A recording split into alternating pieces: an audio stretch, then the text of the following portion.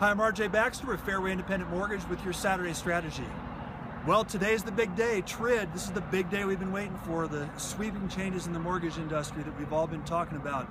And there's a lot of fear and misunderstanding surrounding TRID. There's a lot of people, I've heard real estate agents talking about 45 and even 60-day contracts because of these changes, that it's going to take lenders forever to close transactions. And I'm here to tell you there could be nothing further from the truth.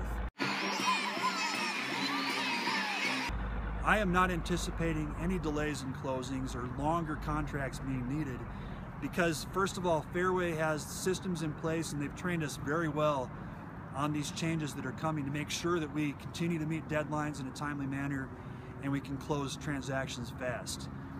Second of all, we have sort of like a bat phone in place where it's a group of people that are trained on TRID and can answer our questions quickly to make sure that we can get answers for both you and us so that we don't have delays waiting for answers on how to do things. And really, when it comes right down to it, the main changes on TRID are the disclosures. There's two new disclosures that are key. There's the loan estimate and the closing disclosures, and they're very similar. And basically, the loan estimate replaces the good faith estimate and the truth in lending disclosure. The loan estimate has to be sent out within 3 days of loan application, which is really no different than the previous forms, the GFE and TIL. So it goes back to being accurate and being with fees and getting the third-party fees up front, like from the title company, which we've always done, and making sure that we're on top of things from the start with things like ordering the appraisal as soon as we get the contract, making sure we get needs list and disclosures out to the borrower within 1 or 2 days of application. So things like this that we've always done, it's going to be the same process, just the disclosure is different. As far as the closing disclosure goes, this is the main change and why I think there's some fear with people thinking that closings have to be delayed, because the closing disclosure has to go at least 3 days prior to closing. And this is fine because the closing disclosure is not the final figures for the settlement.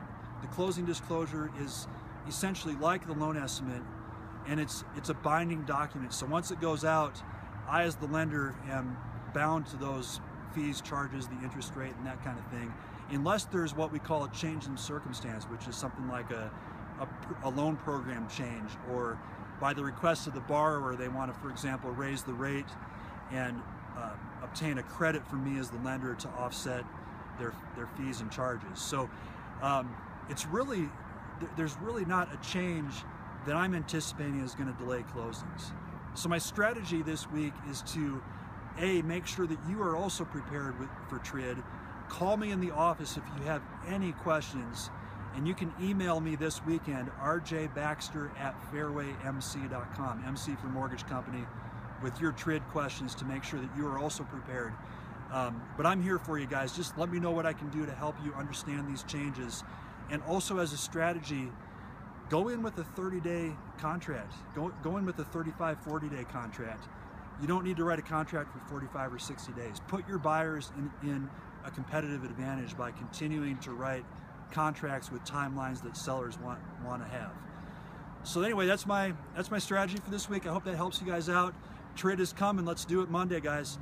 My name is RJ Baxter, Fairway Independent Mortgage. Don't forget, I do home loans. You guys have a great weekend. Thanks for watching.